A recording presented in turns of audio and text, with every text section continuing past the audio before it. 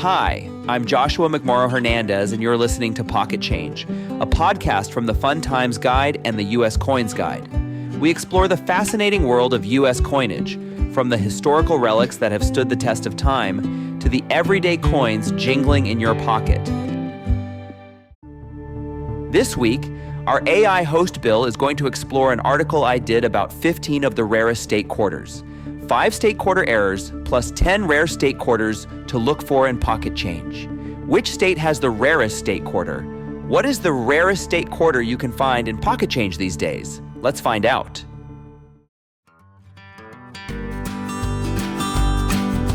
It's the humble quarter. We use it, we lose it, we barely even look at it. But what if I told you some of these pocket-sized discs are hiding secrets?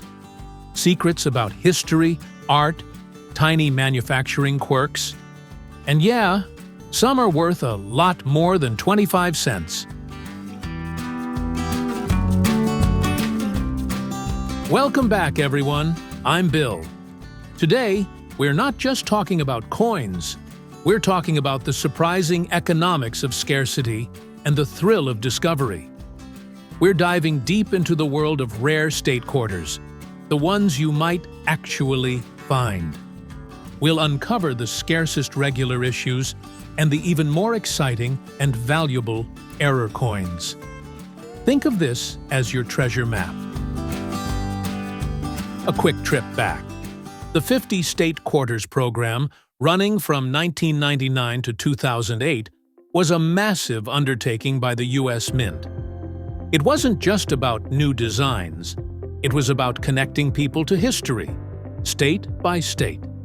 But with billions of coins minted, how does any single quarter become rare? Let's start with the regular business strike quarters. These aren't errors, just coins with lower mintages that have become harder to find in everyday circulation. We're focusing on the ones you genuinely have a shot at discovering.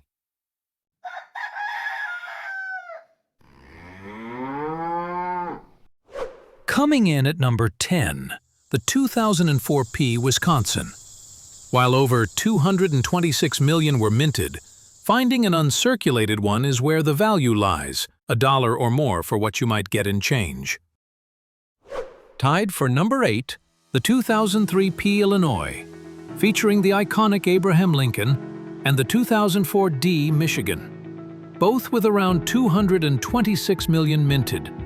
Again, worn ones are face value, but land them uncirculated and you're looking at a buck. Next, another tie. The 2003 P Alabama, celebrating Helen Keller, and the 2003 P Missouri. The Missouri quarter stirred a bit of debate. That Gateway Arch depiction? Artistically, it captures the majesty of the Gateway Arch. But some say it doesn't quite match. The art on the coin depicts the Gateway Arch spanning the Mississippi. Perhaps a little misleading, but these are the details a collector loves. Number 5 takes us to the 2008 P Oklahoma, with its beautiful scissor-tail flycatcher. A popular design, and with 222 million minted, it's getting tougher to spot in pristine condition. The 2003 P Main Quarter sails in at number 4, another early 2000s Philadelphia mint that's proving elusive for collectors. Breaking into the top 3 is the 2002 P Ohio, celebrating the birthplace of aviation pioneers. These are becoming notably harder to find. Our runner-up for scarcest regular issue is the 2004 P Iowa. Significantly fewer minted here. Still, face value if worn, but uncirculated ones command a slight premium. And finally, the rarest regular issue state quarter you might find. The 2008 D Oklahoma. Notice that D for the Denver Mint, and the year, 2008. Its mintage, well below 200 million, wasn't arbitrary. As your coin guide, Josh, explains, one reason why the 2008 D Oklahoma quarter is so scarce has to do with the state of the economy in 2008. It was during the middle of the Great Recession.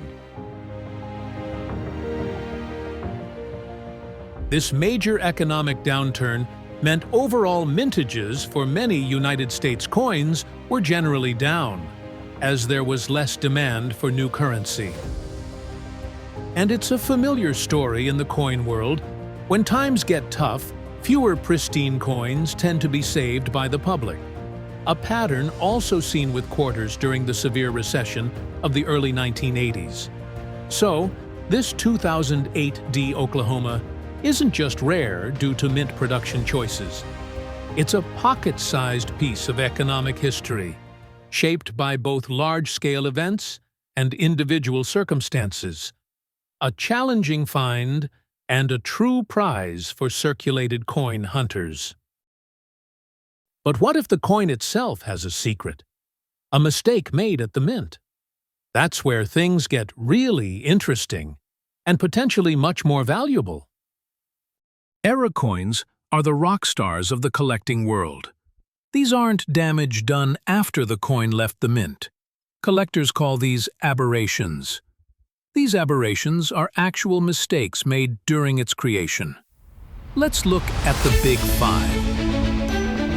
Number 1 is a classic, the 1999 P. Delaware Spitting Horse. A tiny crack in the die, the stamp that makes the coin, created this raised line. It looks for all the world like Caesar Rodney's horse is, well, spitting. Worn ones can fetch $5 to $15, mint state even more. Next up, a duo of delightful Dairy State errors from the Denver Mint in 2004, the Wisconsin Extra Leaf Quarters. Something unusual happened at the mint, resulting in some coins showing an extra leaf on that ear of corn. There's an extra high leaf variety positioned near the main left leaf. That can bring $50 or more. And then there's the extra low leaf, closer to the cheese wheel, fetching a bit less but still a fantastic find. These aren't just mistakes, they're like little botanical mysteries from the US Mint.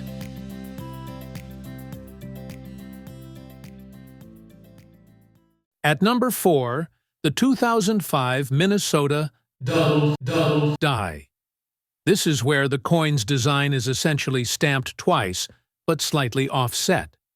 You'll see extra outlines, especially among the spruce trees, like the coin has double vision. There are many variations, the more dramatic ones fetching $50 or more.